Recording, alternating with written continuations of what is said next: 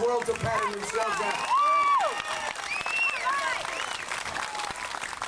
Yet today, we see that legacy being dismantled by social engineers and history being rewritten by left-leaning historians.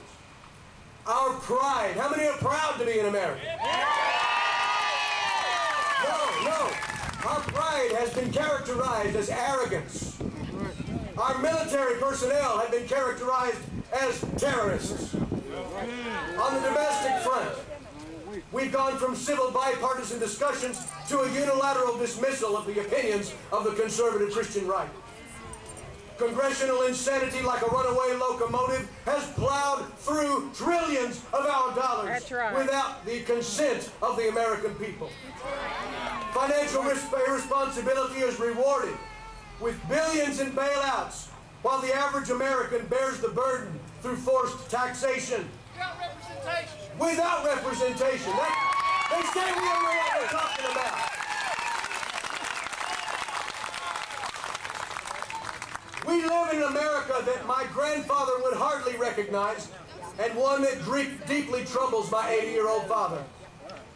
Our federal government is responsible for bringing this nation to the edge of a great yawning precipice, and it threatens to swallow not only our future and that of our children, but it threatens the very foundations of this democracy.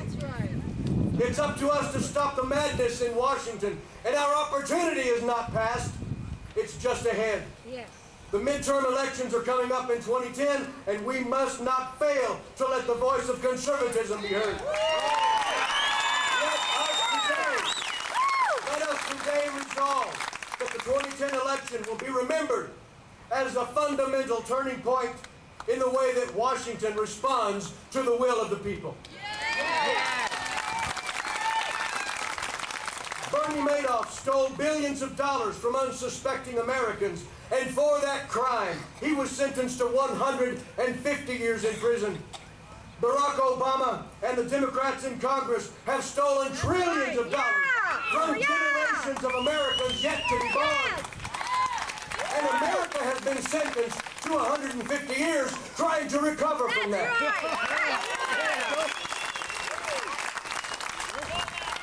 Selling our children and our future into financial slavery is just as immoral as some of the senators and representatives who signed the bill. That's right! Yeah! Our government owns 80% of AIG, 30% of Citigroup, 60% of General Motors, and making strides toward the socialization of our healthcare system. Which means if you have a tumor, the government healthcare system will want to wait to see how it all plays out. The cap and trade legislation will end up being the single largest tax increase in the history of the world. Now wait, I believe in the cap and trade. I believe we need to put a cap on the insane spending in Washington and trade with liberal politicians for our conservative ones.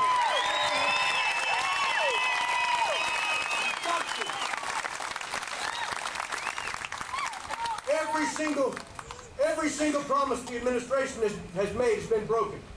Mr. Obama said there'd be no lobbyists in the White House. He said he'd make it impossible for Congress to earmark in pork barrel projects onto legislation. Yet there were over 8,000 earmarks in the omnibus bill of 2009 alone. Bills before Congress were supposed to be posted online so we could read them. They don't even read them. That's right. There you go. No new taxes on the middle class, and on and on. Well, the secret's out. This administration has a socialist agenda that is being foisted upon the American people. Wrong. And the sharp left turn this nation took back in November has given our Constitution whiplash. That's right. Go! Go! You know, there was a time in America when our leadership would stand up against tyranny and ruthless oppression in other countries without apology. We stood on the side of freedom when oppressed people rose up against their dictatorial governments. We denounced injustice and rose up to condemn the use of violence as a means to control people. Now it seems that our international policy towards such countries is one of pacifism and conciliation. We don't want to meddle in the affairs of Iran, while 16-year-old children are being shot dead in the street like animals. We don't want to be inciting a revolution or anything like that. You know, it was revolutionaries that founded this country. All people want is to be free. We are that standard bearer. Yet we're sympathetic to an ousted South American leader who wanted to illegally write their constitution just so he could stay in power. The Iranian leader, Mahmoud Ahmadinejad, has made it clear. I tried that one about 5 times this morning. Did that work out all right? Mahmoud Ahmadinejad has made it very clear of his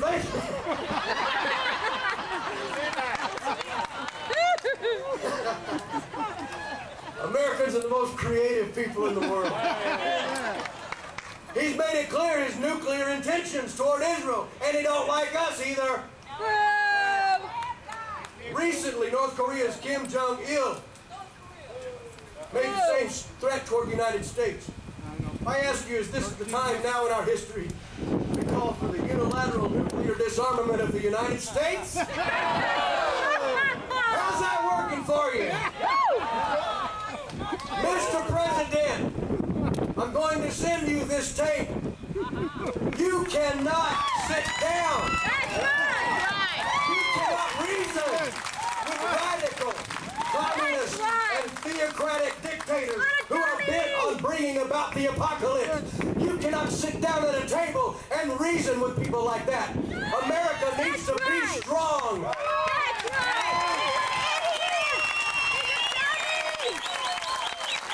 I'm almost done. Are you still with me?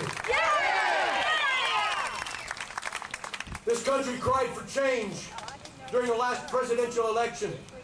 The changes that have come about aren't exactly what we had in mind. But when this country began to depend more on the laws and reasoning of man rather than the laws of God, we began a downward spiral. The further we got away from the fundamental principles and ideals of our founding fathers, the further into disarray our government became. That's right. The seeds, listen to this, I'm 50 years old, but the seeds of rebellion, immorality, and godlessness that this country sowed in the 1960s are now bearing fruit in the form of political leaders with no moral compass, no regard for human life. If it feels good, do it, and no tolerance for the conservative right.